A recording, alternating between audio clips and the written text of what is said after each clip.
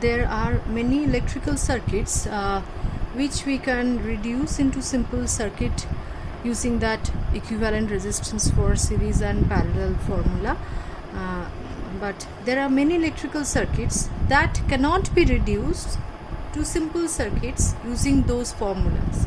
For example, let me draw a circuit. A resistance is here, R1, another cell here, E1,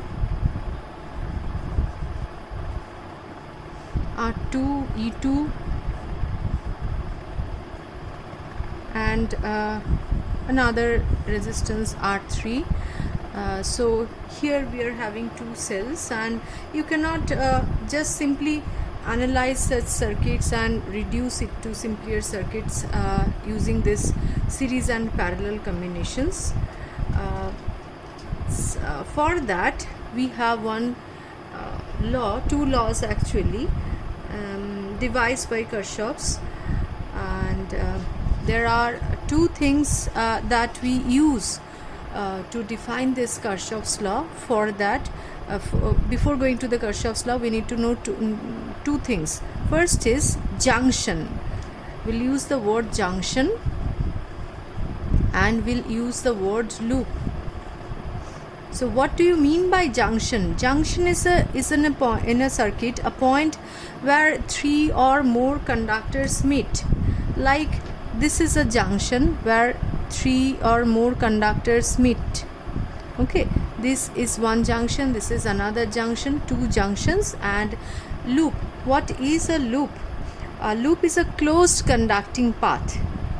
For example, here A, B, C, D, E, F, A. While you are naming a loop, start from A. Suppose we are starting from A, B, C, D, E, F, we have to return to A. If you don't write it like this, return to the same alphabet, will not get marks. And how many loops are there? A, B, C, D, E, F, A. This is one loop. A, B, C, F, A. Another loop. F, C, D, E, F. Another loop. So two small loops, one bigger loops. So after knowing what is junction and loop, we'll come to the Kirchhoff's law. First law is Kirchhoff's current law, KCL. Okay. This Kirchhoff's current law or junction rule says that algebraic sum of the current into any junction is equal to 0. That is, sum of I equal to 0. Now how to deal with this? So this law can be said in another way. Algebraic sum, so current, if you see a junction like this, one current I1, I2, I3, I4, then this current, Kirchhoff's current law, can be written as sum of all the currents directed towards a point in a circuit is equal to sum of all the currents going out. Suppose I1 and I2 are going inside and I3 and I4 are going outside. So I1 plus I2 must be equal to I3 plus I4. And in this summation format, we write that I1 plus I2 minus I3 minus I4 equal to 0. So we take the direction going inward as positive and outward from the junction to be negative. So this is the thing. But actually, if you look at this first law here, first expression, this is nothing but charge conservation. So Kirchhoff's current law or Kirchhoff's junction rule is nothing but charge conservation. Conservation of electric charge. No charge can accumulate at the junction. Total energy charge entering the junction per unit time must be equal to the total charge leaving per unit time. Okay, so this is Kirchhoff's first rule. Next, Kirchhoff's voltage law or Kirchhoff's loop rule. So we'll come to the next law, KVL, or this is loop rule. It says that summation of all voltage change for any closed loop must be equal to 0. Sum of the potential differences in any loop, including those associated with the EMFs and those associated with the resistive elements, must be equal to 0. Okay. Now Kirchhoff's second rule is based on the energy conservation, electric field on the fact that electric field is conservative, and here we apply the energy conservation. And let us try to understand how to apply KVL in a simple way. Okay, so simply I am drawing a simple loop here to make you understand, like one simple loop consisting of a one cell, two cells and two resistances.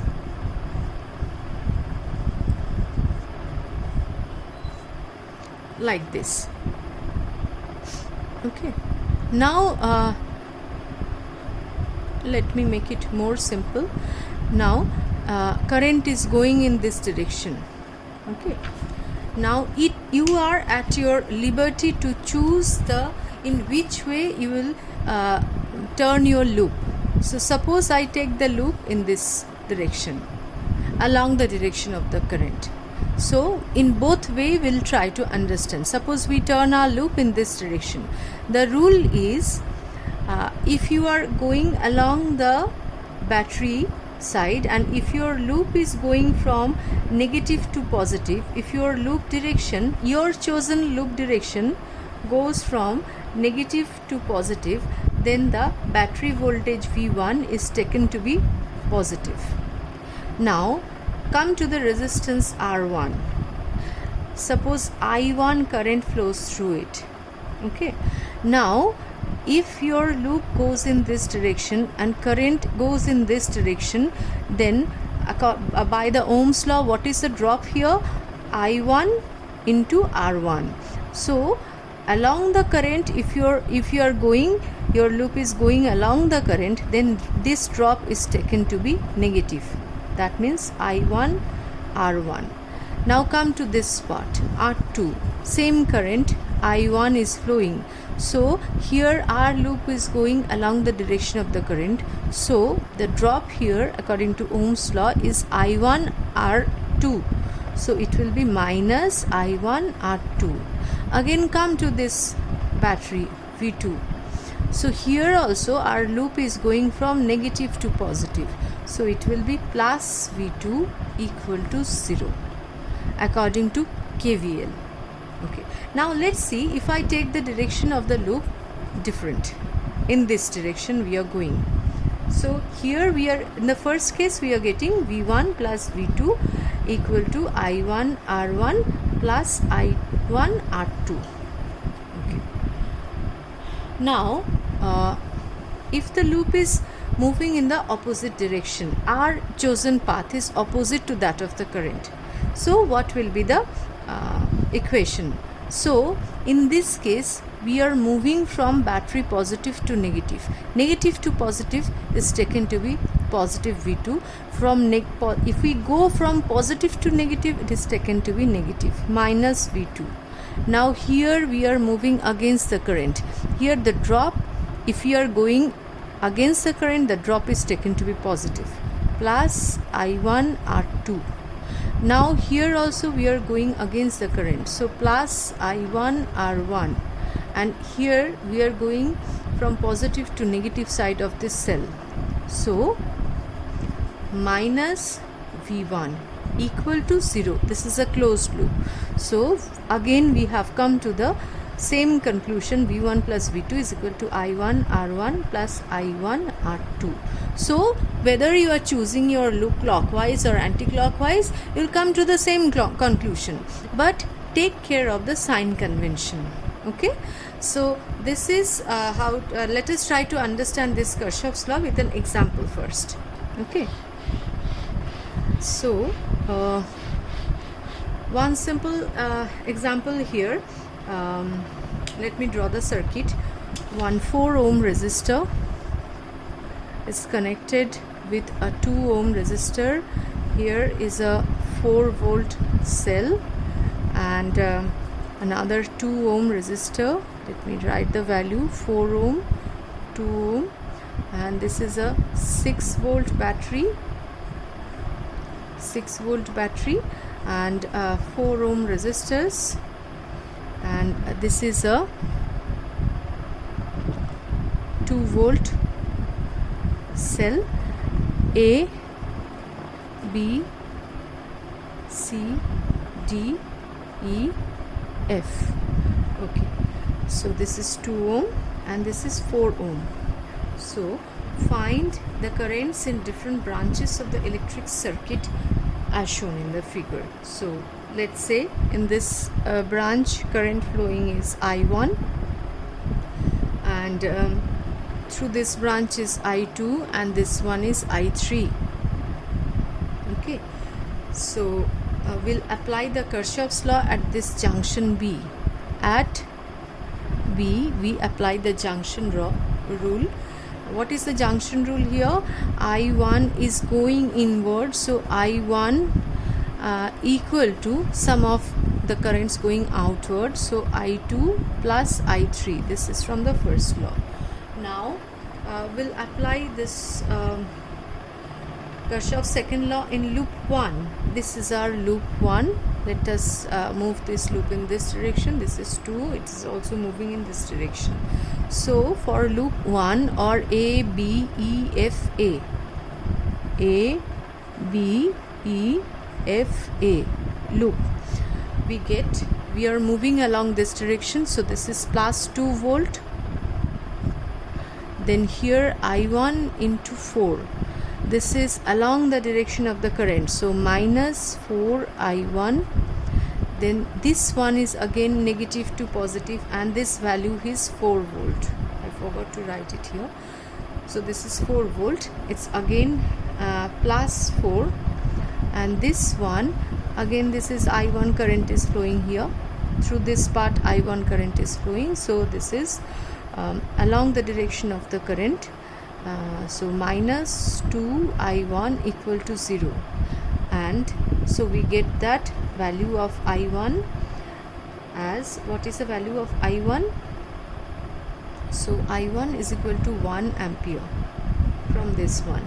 Let us consider this second loop here. Second loop is B, C, D, E, B. So B, C, D, E, B, considering this loop. So let us start from this 6 volt.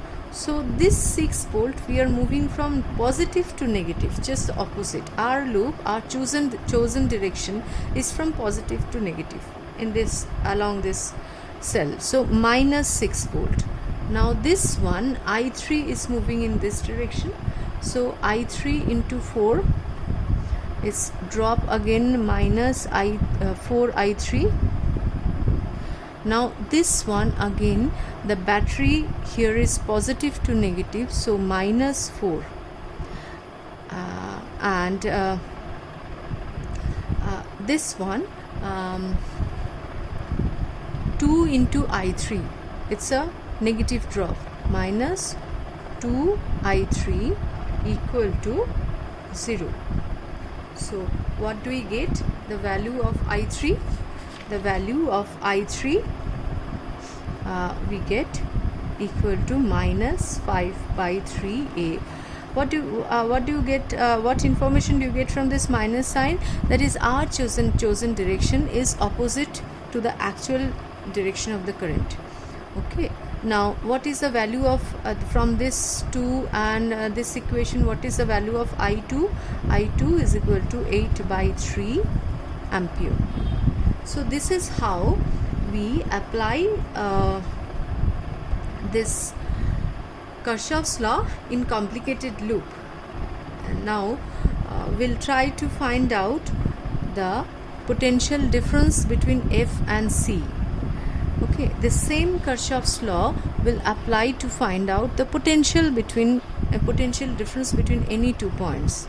So now we have our currents.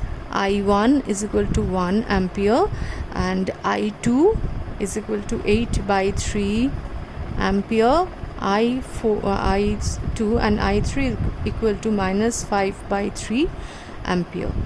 So I have not written this answer in decimal. So for that, let me tell you, you have to write the answer in decimal. Otherwise council will not give you marks.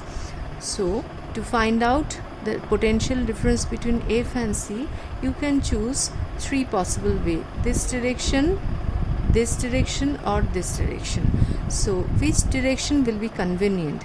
The path which is having lowest number of resistance will be convenient for you. But here if you check, in each and every path there are two resistances, so you can choose any one. Okay, so all three are equivalent. Now we will choose, let me choose the path from here: F, A, B and C. From here to here the current is flowing. Let me take this point at potential VF. We need to find out the potential difference between VF and VC. So VF, and I am going along this path.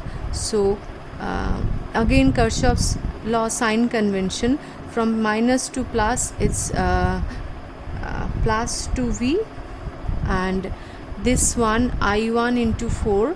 So I1 is 1. This is minus 4 into 1, that is 4 volt drop here, and again this I3 is negative. So I3 into 2, this is supposed to be minus 2 I3, but the value of I3 itself is negative, so it's coming as plus 2 into 5 by 3. Okay, these are the drops. This VF plus this and the drop of this is equal to VC. So doing all this algebra, we can find out VF minus VC will come out as minus 4 by 3 volt. Again this minus sign indicates VC. We have taken this VF as higher potential and current is moving in this direction, but actually VC is at higher potential than VF. So by applying Kirchhoff's law, we can find out the potential difference between these 2 points also. Okay.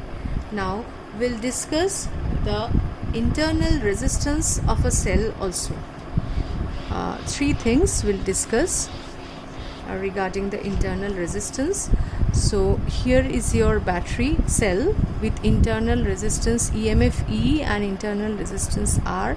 So current is flowing in this direction, so I current is flowing in this direction.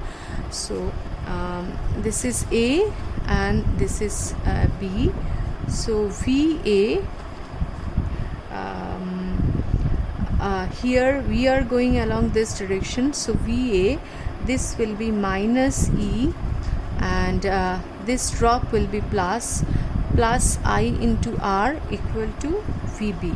Same sign convention we learned from the Kirchhoff's law, we are applying here. Our direction is along this from A to B. We are trying to find out the voltage from A to B going in this direction, and the current is moving in this direction. So this one is negative as we are moving from positive to negative, and this drop is positive.